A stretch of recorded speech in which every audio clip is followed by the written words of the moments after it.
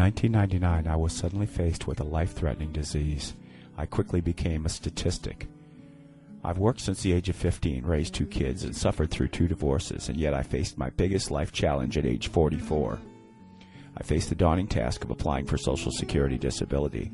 Blizzards of paper, all having to be on time and correct. Doctors' reports and lawyers' meetings. Thank God I had the foresight, and I had planned ahead and had a small savings set aside which kept me out of bankruptcy, barely. Since becoming disabled, I must take 11 different medicines which keep me alive, but cost over $900 a month. When I got my Social Security Disability Award, I was thankful for the $1,200 a month I received. But when my medicines cost over $900 a month and my house mortgage is $550 a month, well, you can see the problem, and I was in serious trouble.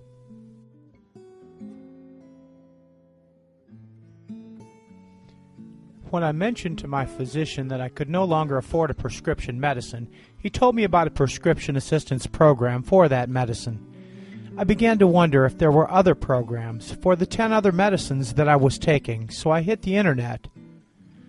Well, there are over 300 different pharmaceutical companies who have prescription assistance programs covering more than 1,800 medicines, and it was confusing for me at first, even with the organizational skills I had attained in my corporate quality assurance background. I was shocked to find out that there were 6 other programs for which I was eligible. I could have had 7 of my 11 medicines for free for the whole period while I waited for my disability determination. I didn't have to spend my life savings, but I did, before I knew about these programs. And so, I started collecting all of the information I could about these free medicine programs in the year 2000, storing all of the information I could on my personal computer, just in case I needed the information for later use. In the summer of 2003, Brian Heileman, a friend of mine, suggested that we start a nonprofit organization to help other people. At the time, I had been disabled for about 4 years, and I was very depressed, feeling useless and despondent about wasting the skills that I had worked a lifetime to achieve. I told him about the database of free medicine programs I had been compiling. By then, there were 1,300 medicines I could get for free, and another 300 or so generic medicines I could get cheaply via mail order. I suggested that we do the same for other people, and that was the start of the Healthcare Education and Registration Training Organization, or HEART, right there on my dining room table on a warm spring evening in Paducah. And with the help of Gene Hill and Joanne Keeling, 2 people I had helped get free medicines, we managed to help a couple of hundred people in the next 2 years, right there on that same dining room table. By the end of 2004, we had grown big enough to seek out our 501c3 designation from the IRS, and we were proudly awarded our charity educational nonprofit 501c3 designation in April of 2005. We changed our public DBA name to Heart USA, as people kept getting us confused with other heart organizations in the Paducah area. We funded Heart USA through several small fundraisers and coin collection bins throughout 2005, but soon the cost of doing business was outstripping our ability to keep up. Our copier was dying. The 2 little computers we had were failing, and so we asked the Kentucky Legislature to help us. Thank God Fred Nessler and Jimmy Lee managed to find us enough funding to purchase the computers, equipment, and office supplies we needed to stay afloat and keep helping others. Because we are an all-volunteer organization, we are experts in providing critical services for low-income Kentucky citizens at a very low cost to the Commonwealth. When our new governor talks about doing things leaner, meaner, and smarter, he could very well be talking about Heart USA. We have now developed a very clever and simple system for helping others, and our zero-defect philosophy has achieved critical acclaim from our area's physicians, from the local press, and from our local government and citizenry. We are proud to have won the following awards in the last few years.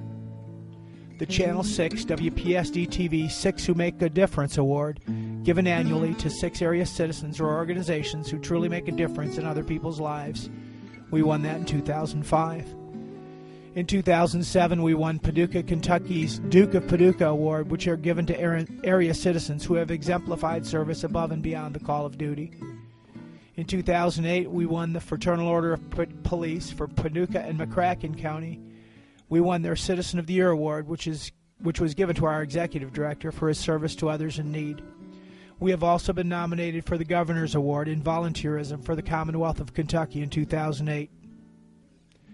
With the current budget crisis, it is imperative that efforts like ours continue to be funded, as we are the cheapest, best option for providing this critically needed service to those who fall through the cracks of their insurance programs or through the cracks of the state or federal programs. We help those stuck in the Medicare Part D donut hole. We help those who have reached the Medicaid for-medicine limit. We help those who have applied for Social Security disability and have no income for up to 2 years while waiting for a determination. We help low-income working families who have jobs with no prescription coverage benefits. Currently, these folks get little or no help elsewhere and would go without their life-sustaining medicines were it not for the efforts of Heart USA. Economists are now predicting at least a 2-year recession.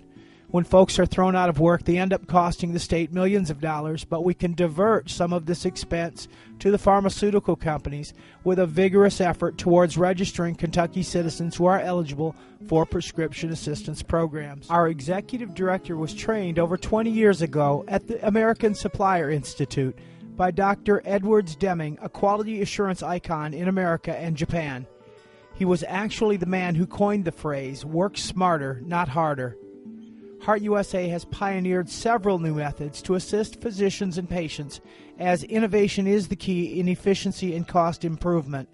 We are committed to providing our critical services to our fellow Kentucky citizens in need, and we can reduce the financial burden to the Commonwealth in the process.